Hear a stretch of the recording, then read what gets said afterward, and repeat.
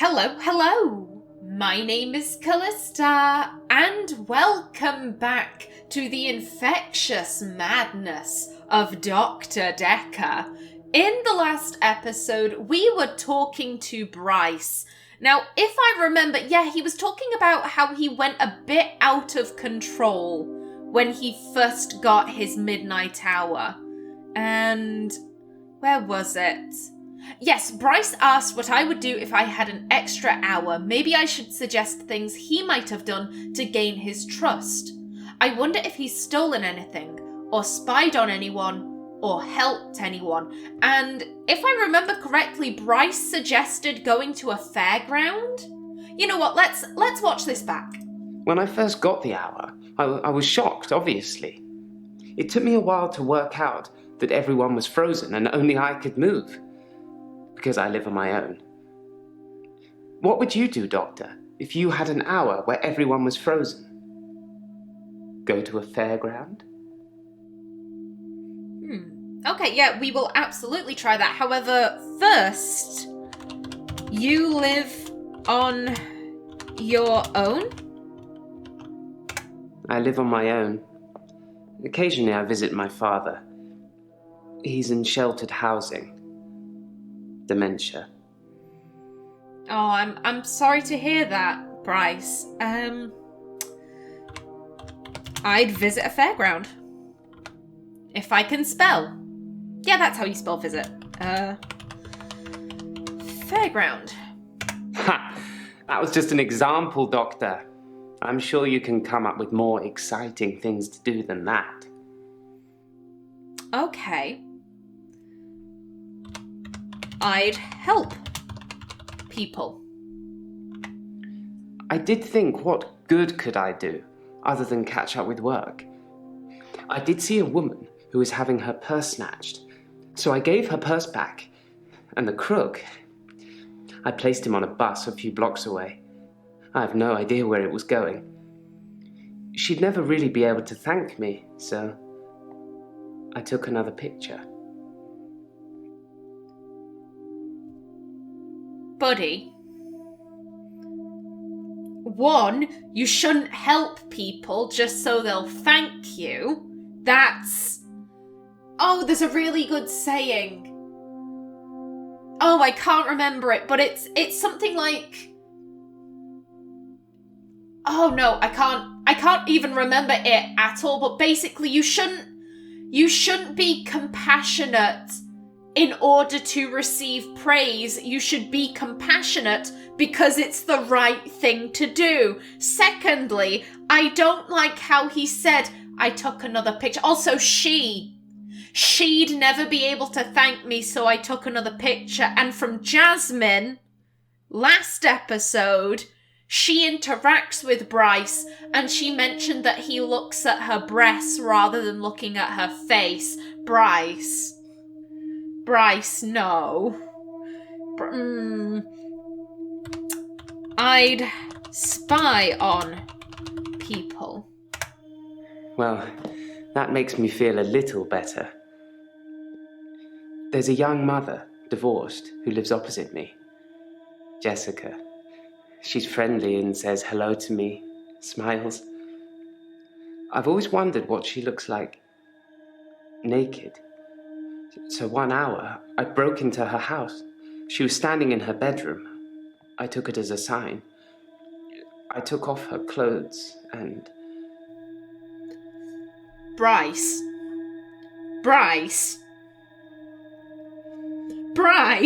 no! You fuckwit.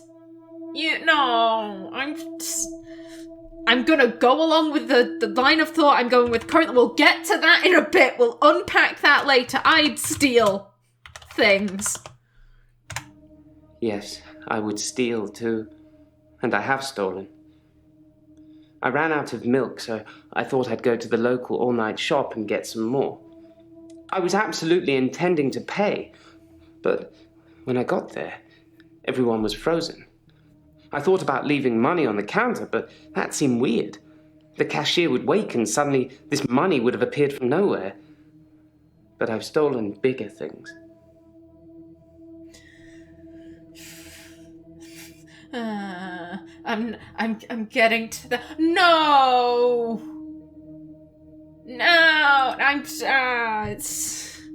I just dinged. I took another pic. You took pictures of Jessica. Not only did you undress her, you took pictures, and then you took off another lady's clothes in the street and took pictures of her. God, maybe I'm reading into this. Maybe I'm reading too far into this. That's what I'm gonna hope. Bigger things?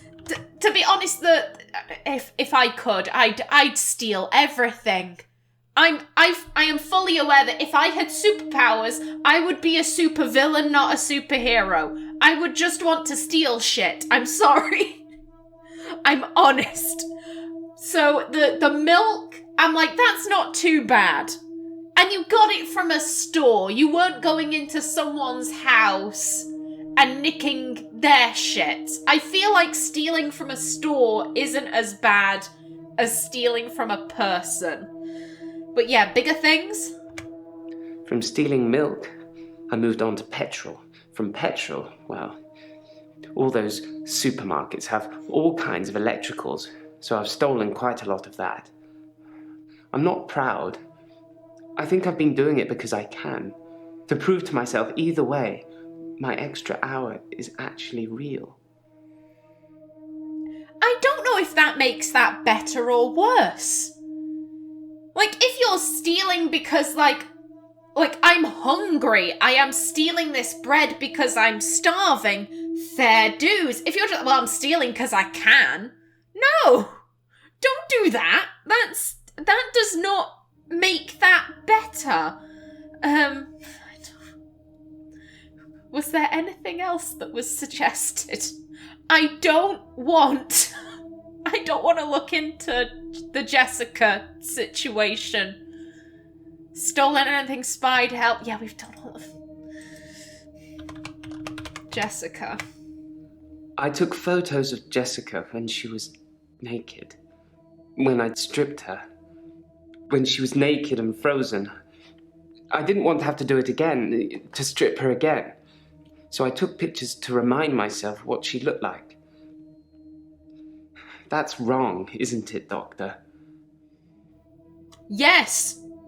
Yes, it is wrong, you fuckwit! Jesus! I love the justification. Well, I don't want to strip her again, so I'd better take photos. Oh, Bryce. Bryce, no. Yes. That's wrong. This is such an understatement. That is terribly wrong. I know. It's that bloody Dr. Dekker. He made me this way. It's all his fault. Oh. Why is it Dekker's fault? Like I said, I originally presented with depression, and everything was going well for a while. Then Dr. Dekker changed. How did he change? This is very interesting. I'm very disturbed by what I've learned, but this is interesting. He was easily distracted during sessions, like he wasn't listening. I'm pretty sure he wasn't listening half the time. I don't think he wanted to know about his patients anymore. But when he did give you advice...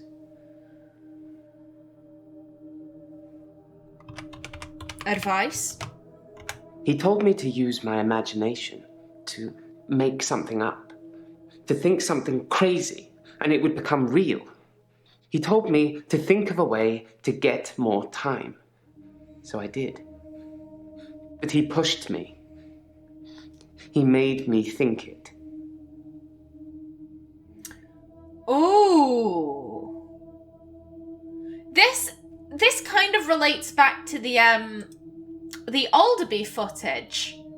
Professor Alderby is saying that basically you can readjust your view of the universe at any given point, and basically, if you believe it hard enough, it will come true, no matter how much chaos that would cause. And Dekker said, think of a way to get more time. And Bryce said, oh, well, I have an extra hour every day. And Dekker said, no, believe it. Really believe it. Oh, God. Where do I go from here?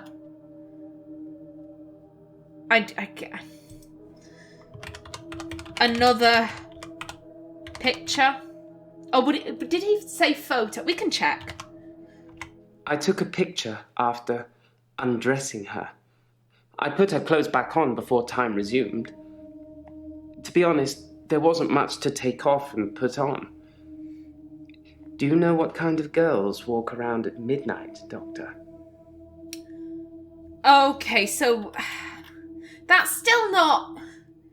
Even if she was a working girl, that doesn't excuse the fact that you undressed her without her consent. Just because she's a working girl doesn't make her easier. It doesn't make her any less of a person. She is worthy of respect and common human decency, not Bryce the fuckwit going around helping people and saying, well, I might as well see some titties for my help. Bryce, no.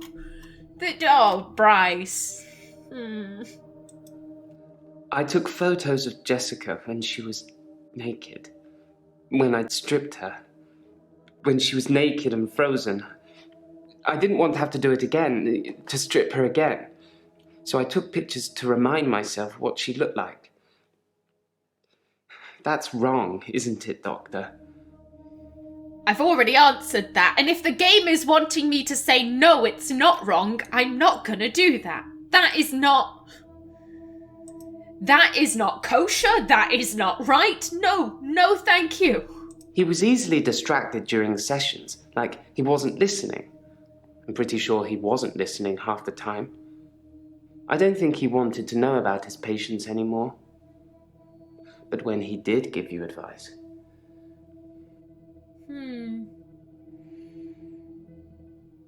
He told me to use my imagination, to make something up, to think something crazy, and it would become real. He told me to think of a way to get more time. So I did. But he pushed me. He made me think it. I'm really not too sure where to go from here. Let's see what the hints say. Pardon? What is this? Can you see something behind me? I'm just gonna watch him in the background for a little bit, because I know you can get stuff from watching them. He seemed to be looking at us there.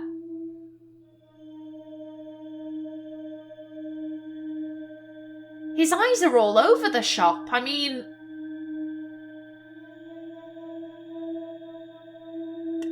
Is that looking behind someone? That just seems to be tilting his head. That's looking off. I'm going to assume that he is. If the game is telling us this, but first things first, tell me more about Dekker. I dug the grave for Dr. Dekker. I helped carry his coffin to the burial site. Do you know what? It didn't weigh enough to have a body in it. Why do you think that is? Oh. Hello. Yeah, was the coffin empty? Again, very interesting, very mysterious. That is a thought. Surely the police would have his body.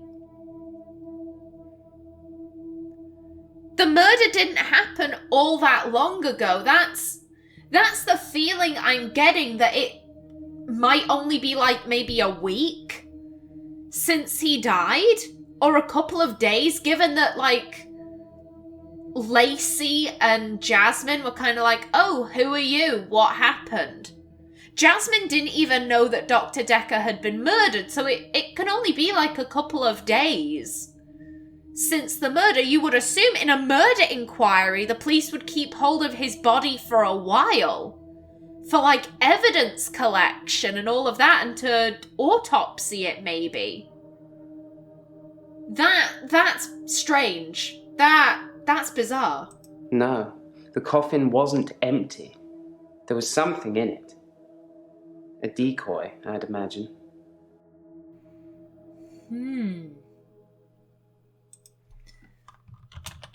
A decoy? I'm guessing he was buried somewhere else, or cremated.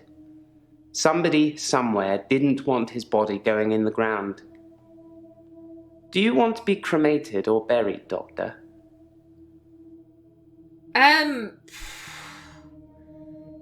Personally, I want my body to go to science. Like, let them get as much of me as they can. If my body can do something good once I'm gone, go for it. However, if I remember correctly, Bryce was in the cremation camp, so I want to be cremated. That's a good choice, Doctor. Less work for me. Okay. Yeah, can you see something behind me? I'm rather loath to ask this, because that seems like a creepy as fuck question, but... Possibly a relative of yours. Possibly a patient that died here. I'm not sure. She doesn't normally say anything. Pardon? I don't like that. Why give me mind games after that? What do you mean? You're good. No. You know what? We'll come back to that creepiness later. Claire, how are you doing? I like your dress. That is a lovely dress. Please tell me that you haven't been taking photos of ladies whilst they're not aware. I would appreciate that. Yes, we do need to ask people where they were on Valentine's Day. Okie doke. Hello. It's the anniversary of my parents' death today. I went to the lakehouse. I always go to the lakehouse anyway, but it's also where they died. Well, first of all, I am very sorry to hear that.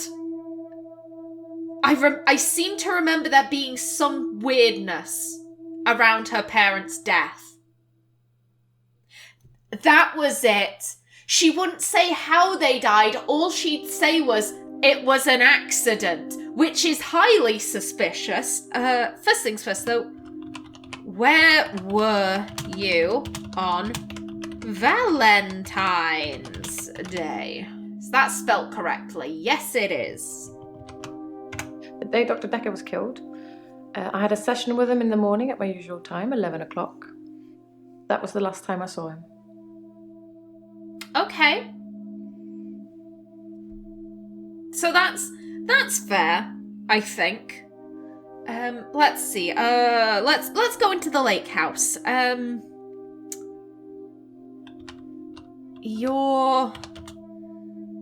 wait, it would be the anniversary. The anniversary of your parents' death?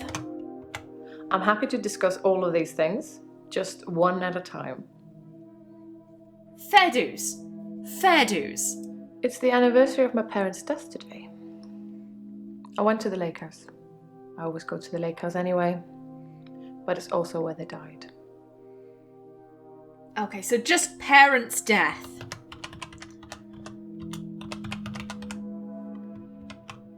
They died of carbon monoxide poisoning. I was staying at a friend's house. Otherwise, I would have died too.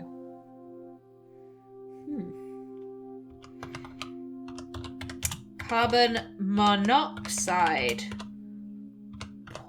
That's poisoning. There we go. So maybe they left the gas on? Something like that? I'm not sure.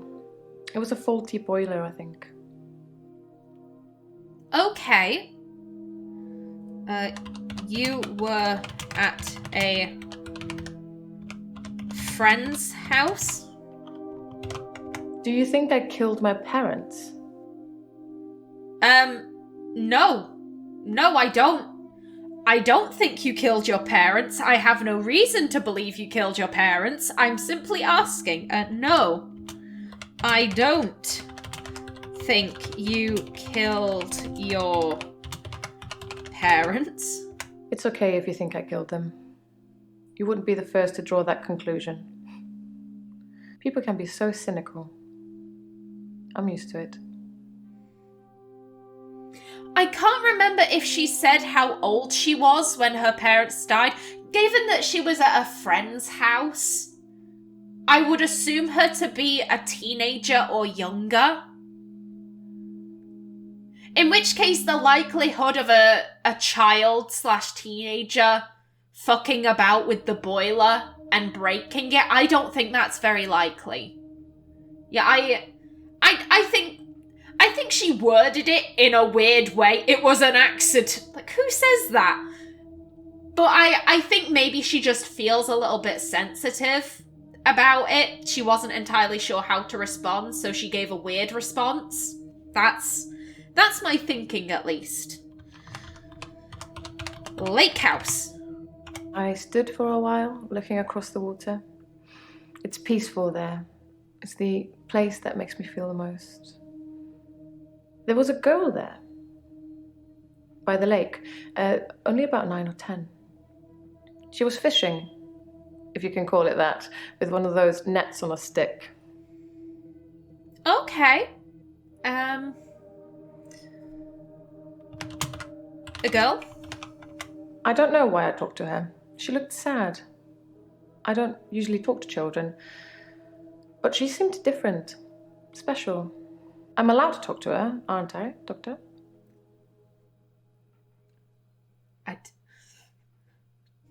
I don't like the fact that you are giving me a... Why? Why are you asking me this? So I'm pretty sure that... How do I put this? You can tell the patients to do stuff and it will have consequences later on.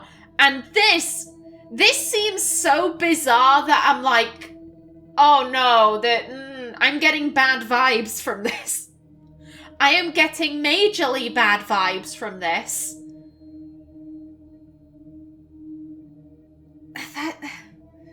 There can't be any harm in letting her talk to this girl. What is the harm? What is the downside? Yes, you can talk to the girl. Good. It felt nice. I felt like I was being nice. I felt human. So I can find her and talk to her again, Doctor. Yes, you can talk to her again. Then I will. I'll look for her next time I'm there.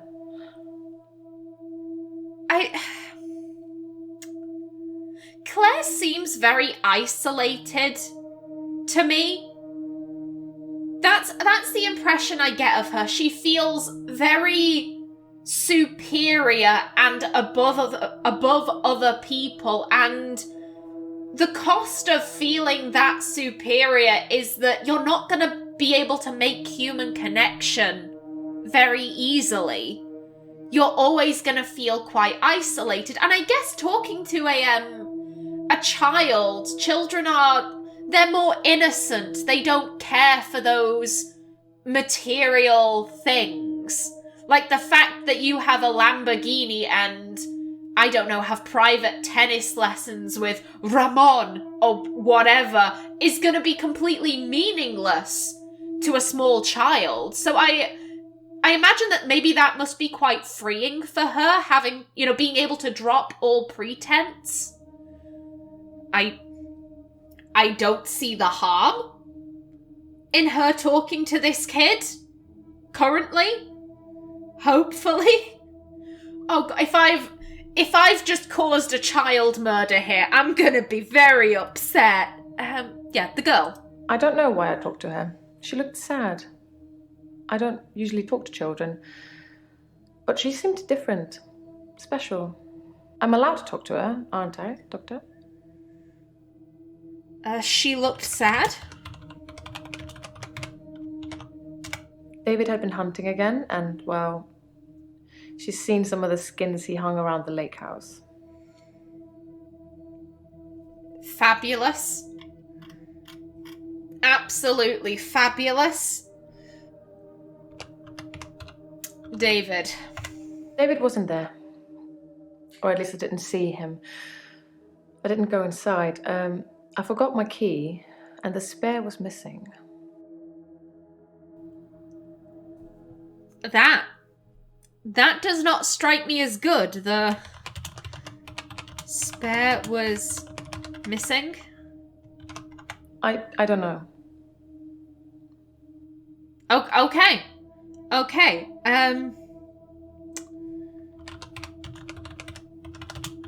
Let's try this. You didn't go inside. Sorry, I don't know anything about that. Okay, I'm clearly barking up the wrong tree here. David had been hunting. Animal skins. David hunts, then skins. It's horrible, really.